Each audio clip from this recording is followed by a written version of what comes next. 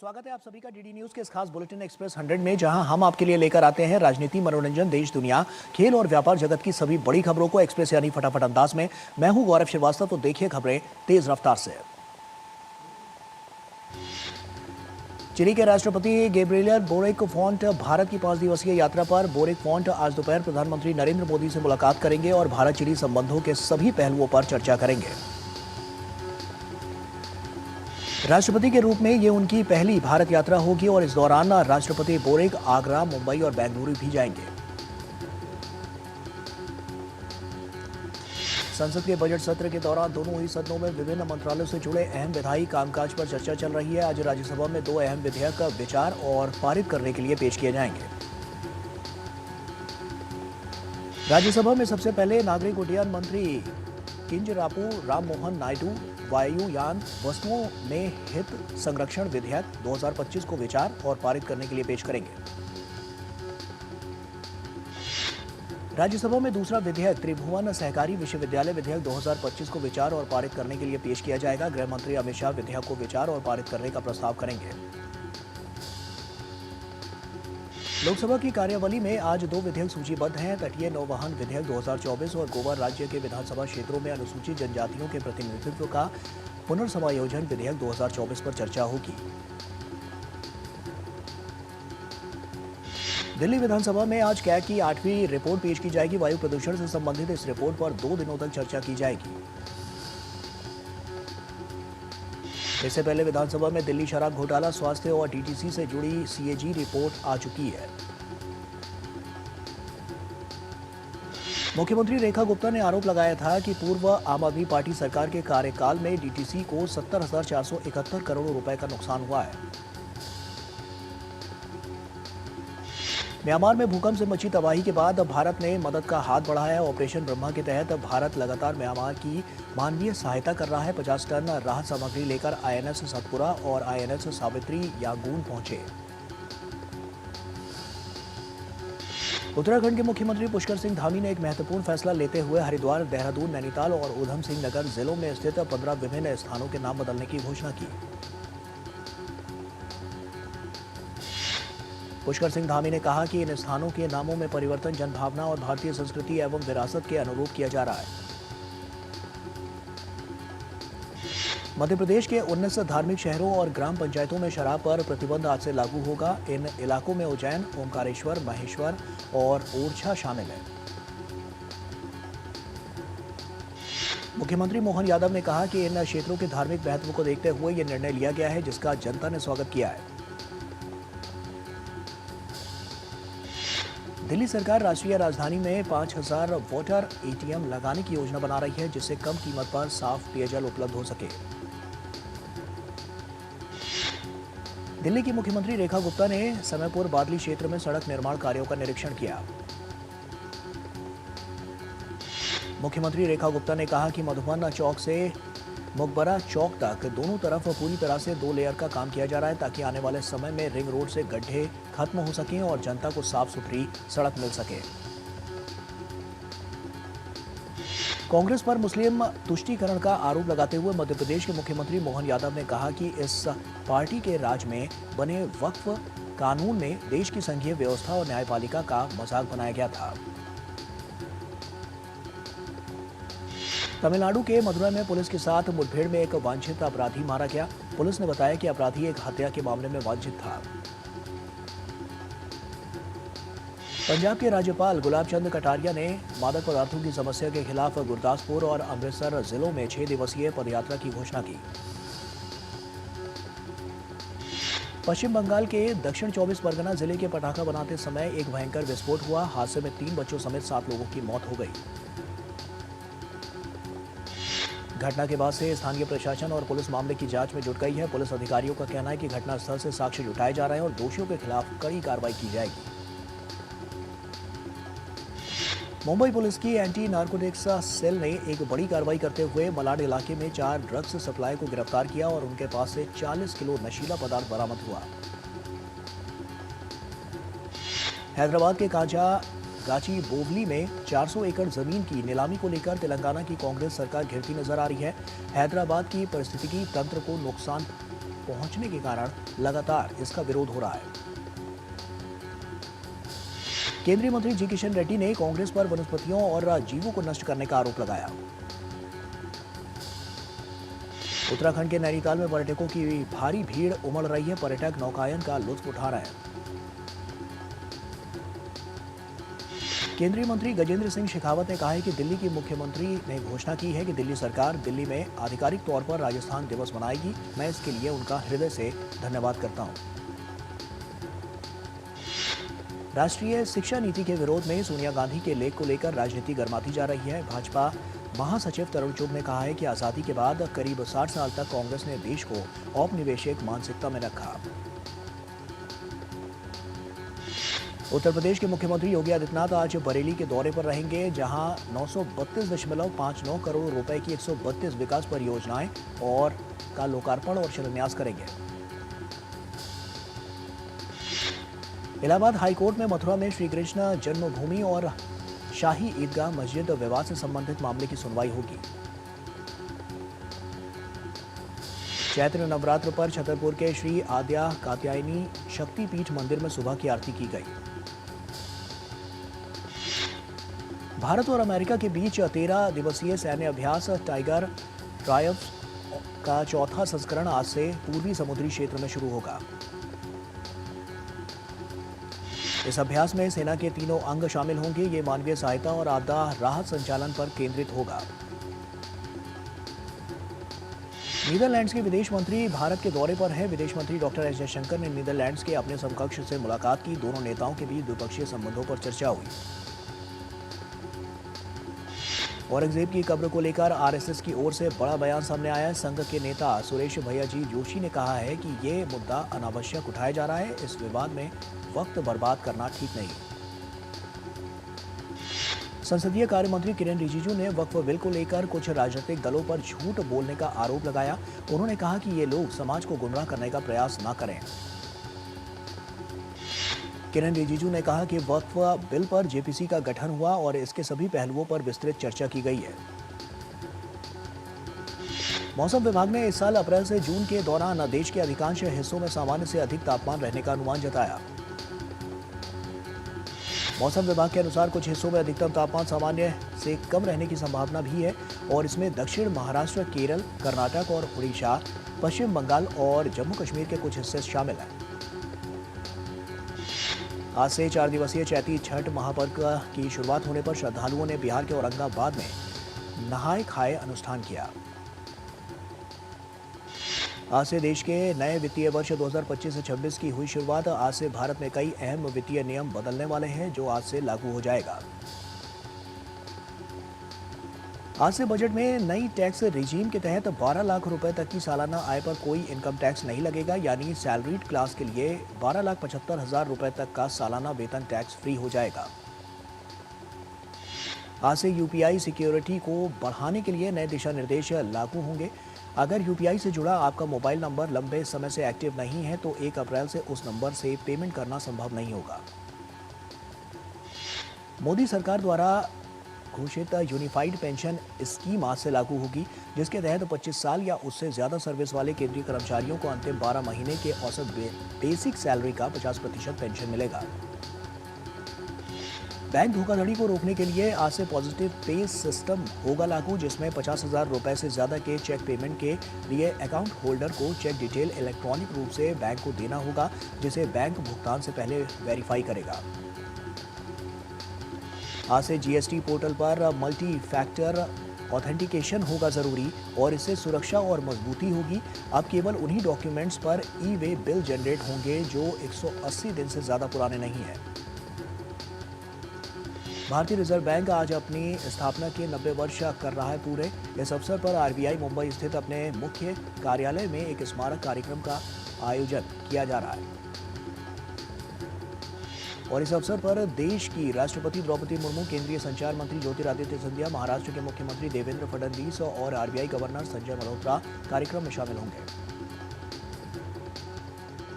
PF निकासी के auto settlement की सीमा में होगा बदलाव। ईपीएफओ ने एडवांस क्लेम की ऑटो सेटलमेंट सीमा को 1 लाख से बढ़ाकर 5 लाख रुपए करने का दिया प्रस्ताव। इस प्रस्ताव को सीवीटी की अंतिम स्वीकृति के लिए भेजा जाएगा। स्वीकृति मिलने के बाद ईपीएफओ सदस्य 5 लाख रुपए तक की निकासी कर सकेंगे।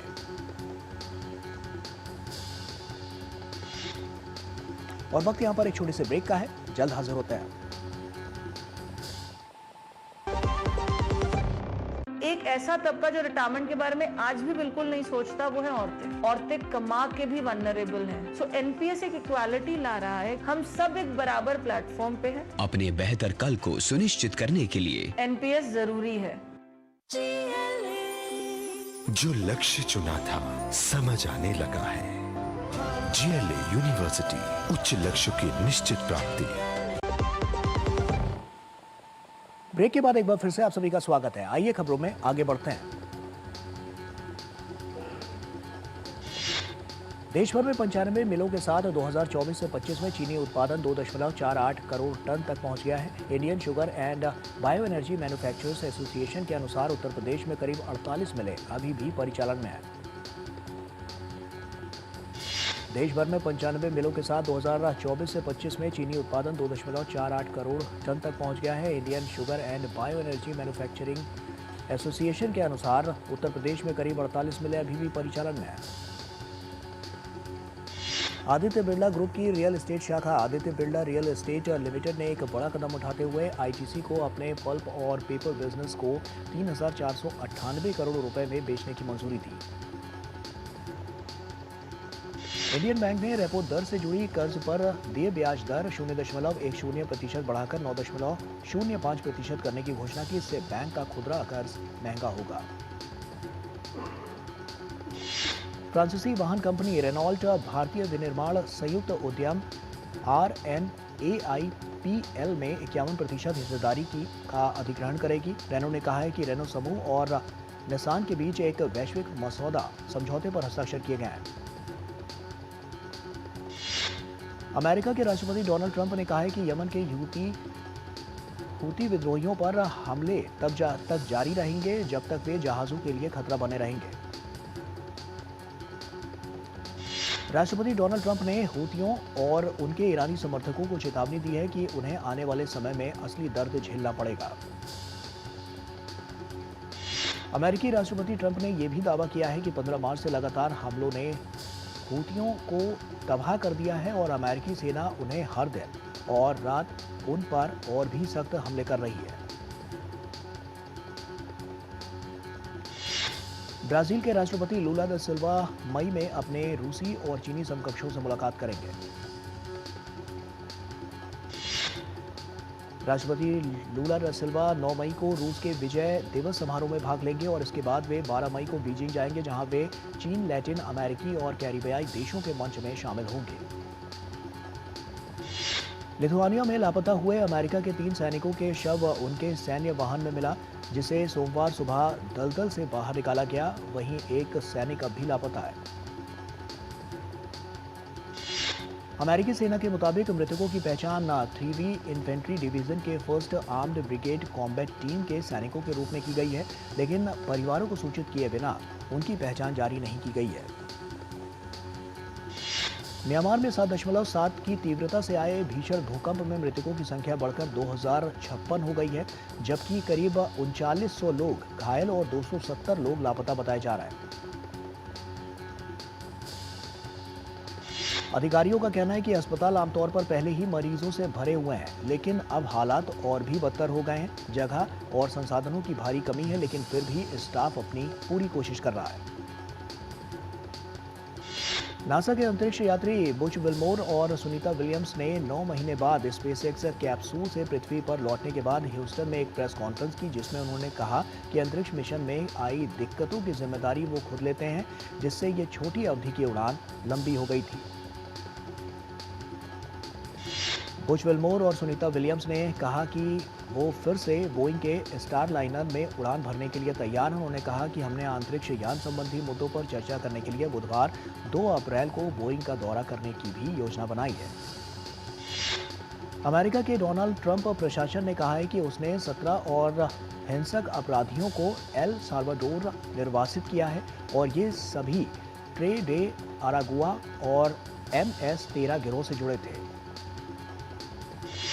अमेरिकी विदेश मंत्रालय ने कहा है कि इन अपराधियों को रविवार रात निर्वासित किया गया है और इनमें हथियारे और दुष्कर्मी भी शामिल है। हालांकि मंत्रालय ने अपराधों या अपराधियों की राष्ट्रीयता की विस्तार से जानकारी नहीं दी। हैती के मिरेबले शहर में भारी हथियारों से लैस गिरोह ने स्थानीय जेल पर हमला किया, जिससे लगभग 500 कैदी जेल से फरार हुए। हैती पुलिस के प्रवक्ता लियोनेल लाजारे ने बताया है कि हमले के बाद राष्ट्रीय पुलिस ने अब मध्य शहर मिरेबालेस पर नियंत्रण कर लिया है। आईपीएल 2025 के 13वें मुकाबले में आज पंजाब किंग्स और लखनऊ सुपर जायंट्स आमने सामने होंगी। दोनों टीमों के बीच ये मैच लखनऊ के कान्हा स्टेडियम में खेला जाएगा। मौजूदा सीजन में पंजाब किंग्स ने अभी तक एक ही मुकाबला खेला है, जिसमें उसे जीत मिली है, जबकि लखनऊ सुपर जायंट्स की टीम ने अभी तक 2 मुकाबले खेले हैं, जिसमें से एक में जीत और एक में हार मिली है। मुंबई इंडियंस ने हार्दिक पांड्या की कप्तानी में आईपीएल 2025 के 12वें मुकाबले में शानदार प्रदर्शन करते हुए कोलकाता नाइट राइडर्स को 8 विकेट से हरा दिया।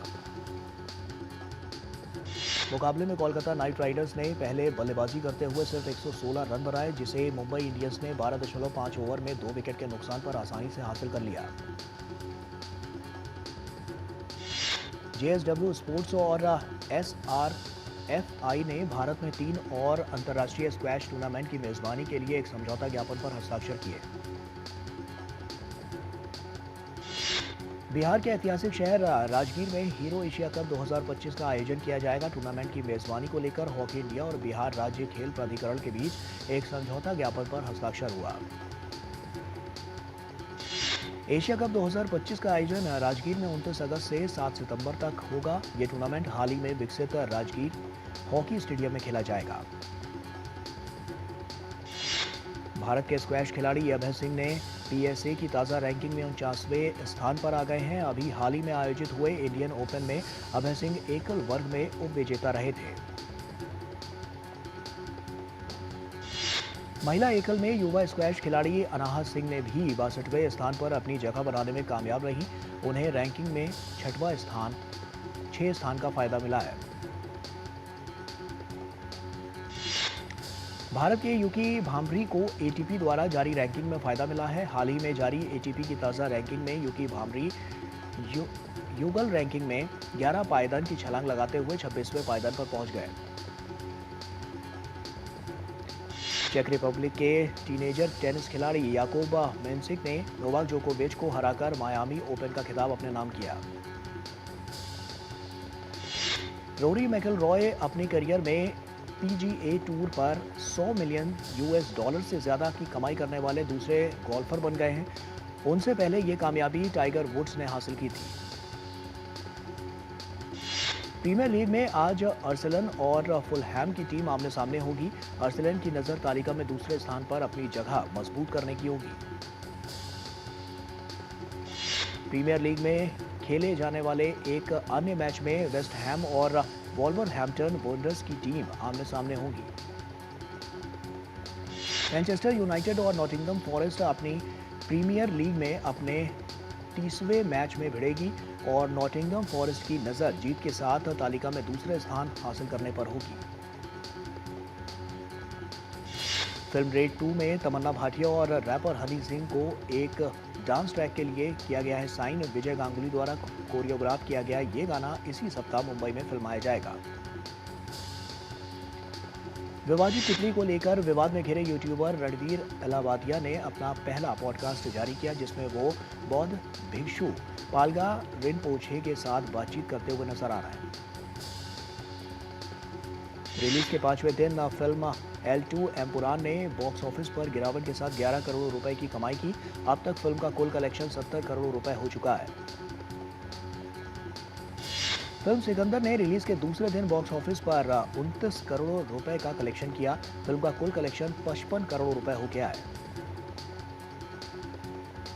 ईद के खास मौके पर सलमान खान ने बुलेट प्रूफ ग्लास के पीछे से अपने फैंस को दुआ सलाम किया और हमले के बाद पहली बार घर की बालकनी पर नजर आए सलमान। ईद पर फैंस के बीच नहीं आए शाहरुख। अभिनेता ने पोस्ट साझा करते हुए अपने फैंस को दी मुबारकबाद। कहा, मेरे दिल में आभार और सभी के लिए दुआएं। दक्षिण भारतीय फिल्म रॉबिन हुड का एक टीजर हुआ रिलीज। फिल्म में अभिनेता नितिन, अभिनेत्री श्रीलीला और क्रिकेटर डेविड वार्नर आएंगे नजर। सरदार 2 के मेकर्स ने ईद के मौके पर फिल्म का एक टीजर वीडियो जारी किया। सरदार 2 2022 में आई तमिल फिल्म सरदार का सीक्वल है। महाकुंभ 2025 की वायरल गर्ल मोनालिसा को फिल्म ऑफर करने वाले निर्देशक सनोज मिश्रा को दुष्कर्म के आरोप में किया गया गिरफ्तार। दिल्ली उच्च न्यायालय द्वारा उनकी जमानत याचिका खारिज किए जाने के बाद ये गिरफ्तारी हुई है। अभिनेत्री उर्वशी रौतेला फिल्म ही जाट के गाने टच किया में आएंगी नजर। अभिनेत्री 12 साल बाद अभिनेता सनी देओल संग काम कर रही हैं। अभिनेता कॉमेडियन कपिल शर्मा की फिल्म किस किस को प्यार करूं 2 का फर्स्ट लुक हुआ जारी, जिसमें कपिल शर्मा दूल्हे के लिबास में नजर आए। अभिनेता अल्लू अर्जुन की फिल्म आर्या 2 8 अप्रैल को थिएटर में फिर से होगी रिलीज। सुपरस्टार रामचरण तेजा की फिल्म पेड्डी का नया पोस्टर हुआ जारी। फिल्म 6 अप्रैल को होगी रिलीज।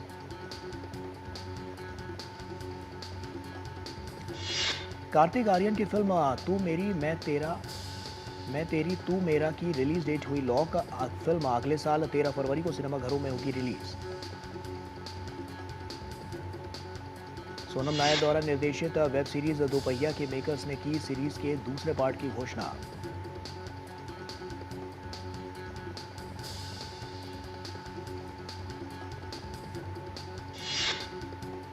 और इसी के साथ एक्सप्रेस न्यूज में फिलहाल अभी के लिए इतना ही। हमें दीजिए इजाजत। नमस्कार।